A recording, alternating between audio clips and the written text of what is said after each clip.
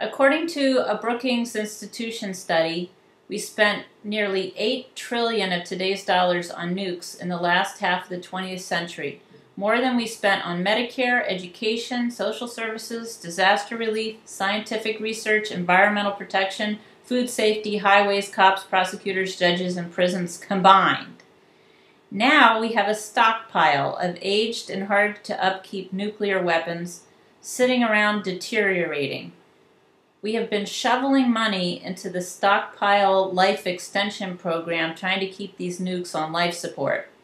What would you do with all those missiles? Do we really need enough nukes to blow up the entire world 5 times over? Don? Well, it's only 16,000. How many nukes do we need? My idea, if you're going to war, if you're going to use one, the first day of the battle, you drop that nuke on the center of the government of that nation. That's, that's not going to solve anything. Yeah, you want to continue? We don't need 16,000 of them. They got carried away. We had this bit of the Cold War. Russia's going to attack us. Russia's going to attack us. Russia doesn't want to attack us anymore than we want to attack them. It's the military junta that's pushing all this all the time. The average person like you and me, those are the average people in these other nations too. They don't want to go to war and fight.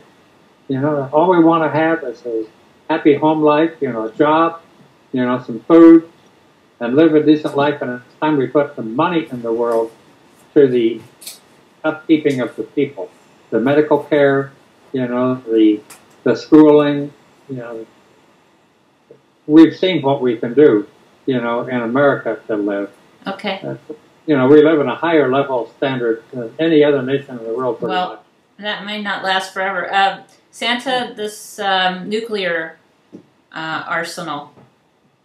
Well, the stockpile that we have is immense, and a couple of presidents have tried to address it in the past, but for the most part unsuccessfully, including our current president, who wanted to do something about it, but just hasn't been able to do it. I think if you look at the nuclear materials that are in those weapons, I think there are plenty of ways to make those useful to other industries, whether it's hospitals, for instance, or research facilities, so that this material just isn't sitting around decaying and not being of particular use even to the Defense Department.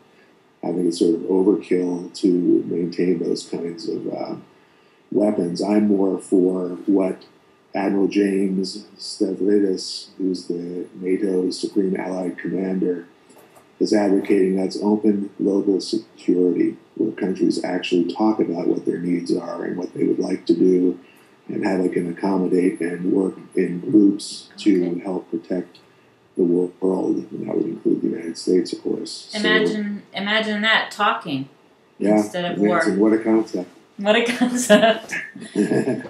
So I'm more along those lines. But you said something earlier, is something you have on your website, rightindependent.org, the Sheehan rule. And we talked about it a little bit before our debate today, and I'm hoping you have a question about that coming up.